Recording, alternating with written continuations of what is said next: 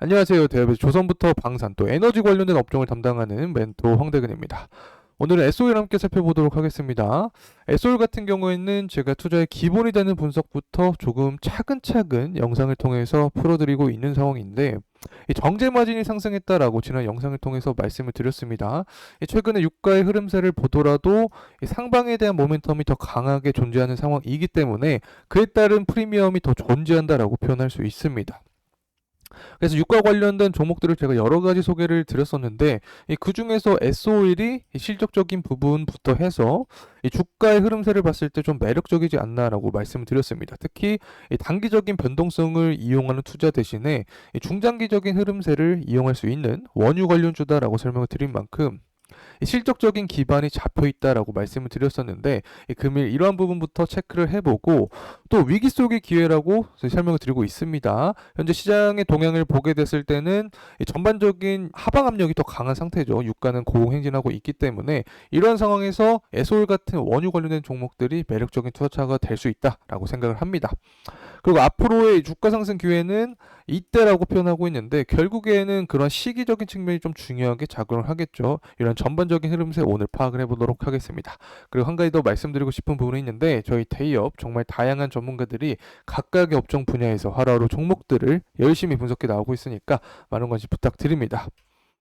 자, 우선은 실적적인 부분부터 좀 체크를 해보도록 하죠. 자, 이 파란색이 24년입니다. 23년부터 24년까지 EPS가 강하게 증가를 했습니다. 이 부분에서는 유가가 좀 좋은 흐름세를 도와줬겠죠. 특히 두바이유가 좀 중요하게 작용을 하는데 이 두바이유가 상승을 해주면서 실적적인 부분도 개선세를 보여주었다. 자, 이렇게 표현할 수 있습니다. 자, EPS가 증가하는 이러한 상황 속에서도 BPS 기업의 주당 순 자산 가치도 증가를 하고 있기 때문에 제가 원유 관련된 종목들 중에서도 실적적인 부분을 봤을 때 좀 S-오일이 매력적이지 않나라고 말씀을 드렸었습니다. 실적적인 부분은 간단하게 체크를 했고 이제 수급적인 측면 확인하겠습니다. 자, 최근에 연기금이 좀 매집을 계속 해주고 있습니다.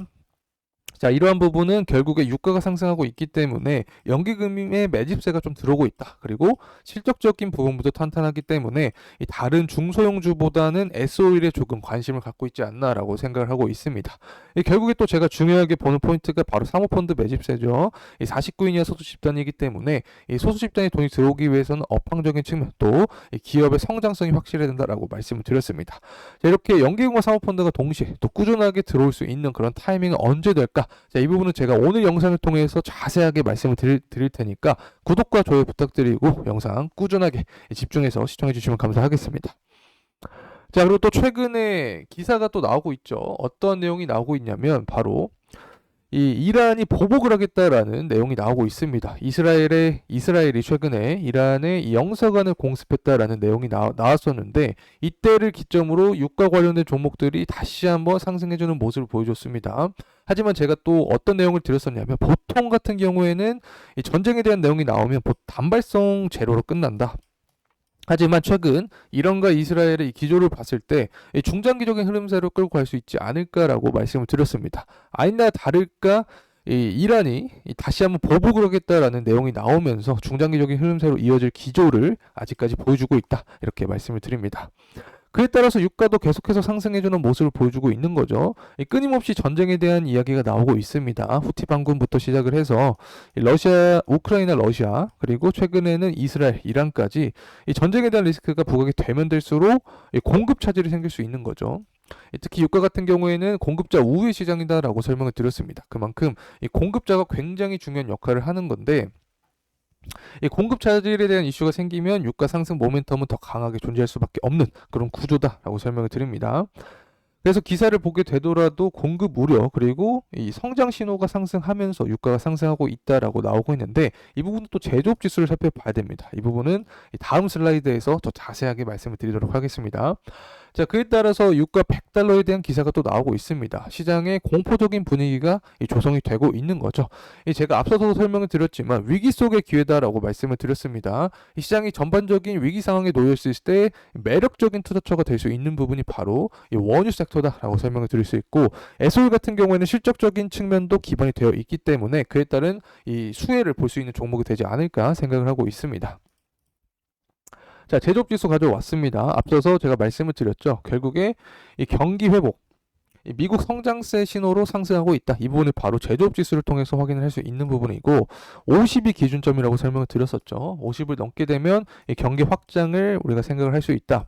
이 제조업 지수가 예측치가 48.5였습니다. 하지만 실제가 50.3을 기록을 해주면서 이 제조업이 좋아지고 있다. 그렇게 되면 이 기름에 대한 수요가 증가를 하겠죠. 다시 말하면 원유 수요가 증가하니까 유가는 상승할 수 있다. 이렇게 볼 수 있습니다.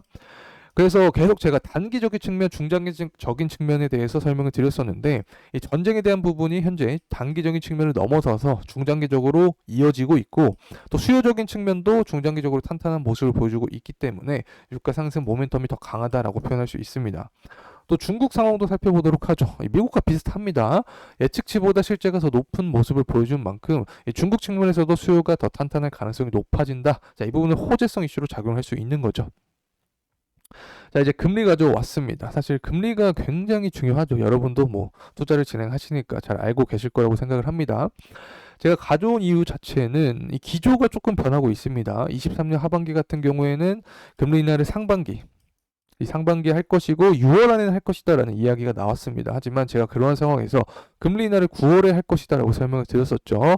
이 당시 어떤 데이터를 보여드렸냐면 이 고용 시장이 탄탄한 모습 그리고 아직까지 경제가 활성이 되고 있는 모습을 통해서 이 상반기 인하는 조금 이르지 않을까라고 설명을 드렸습니다. 그래서 최근 들어서 또 기사를 보게 되면 이 9월쯤에 또 인하를 하겠다라는 기사가 나와주고 있습니다. 결국에 우리가 예상했던 시나리오가 유지가 되고 있다. 이렇게 설명을 할 수 있는 거죠. 자, 이제 S-오일과 유가 이 상관관계에 대해서 살펴보려고 합니다. 파란색 선이 유가, 또 보라색 선이 S-오일의 주가를 나타냅니다.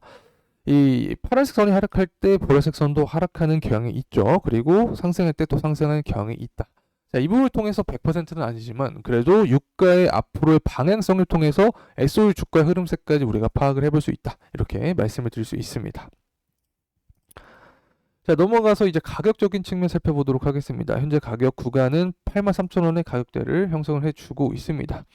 사실 24년 초반부터 계속해서 상승해주는 모습인데 우크라이나가 러시아의 정유소를 공격했다라는 이슈가 부각이 되면서 다시 한번 상승에 대한 모멘텀을 받고 있는 순간이다라고 설명을 드릴 수 있습니다. 앞으로의 가격적인 측면을 봤을 때 사실 이 장기 이평선과 좀 만나는 120일선을 뚫어준다라고 하면 그 위에 구간은 매물대가 촘촘하지 않습니다. 그래서 상방에 대한 모멘텀은 강하게 존재할 수 있다. 자, 이렇게 표현을 드릴 수 있는데 결국에 주가 상승에 대한 그 시기가 좀 중요하게 작용을 하겠죠. 저는 계속해서 어떤 말씀을 드렸냐면 경기 회복세가 가시화되는 모습이 나오게 되면 원유는 수요가 더 증가하니까 더 강한 상승폭을 보여줄 수 있다라고 설명을 드렸습니다. 특히 중국이 굉장히 중요하게 작용을 하는데 최근 들어서 금리 인하를 또 0.25%포인트를 진행을 했습니다. 부동산 경기부터 살리면서 전반적인 중국 경제를 살리는 그런 의지를 보여주고 있는 모습이다라고 표현할 수 있는데 중국 경기가 더 돌아와 줘야 된다 이렇게 표현할 수 있을 것 같고 또 금리 인하가 9월쯤에 나온다라고 제가 개인적인 예측을 드렸었죠. 그래서 이 부분이 유효하게 작용을 하게 되면 시장의 유동성이 형성이 되면서 원유 시장 자체도 자본금이 쏠릴 수 있다. 그래서 유가도 상승할 수 있기 때문에 이 9월쯤 시기를 다시 한번 유익 있게 볼만하지 않을까 개인적으로 생각을 하고 있습니다. 자, 이상으로 S-오일에 대한 영상 마무리하겠습니다. 더 정확한 가격대 그리고 추후 이슈들은 다음 영상에서 다루겠습니다. 감사합니다.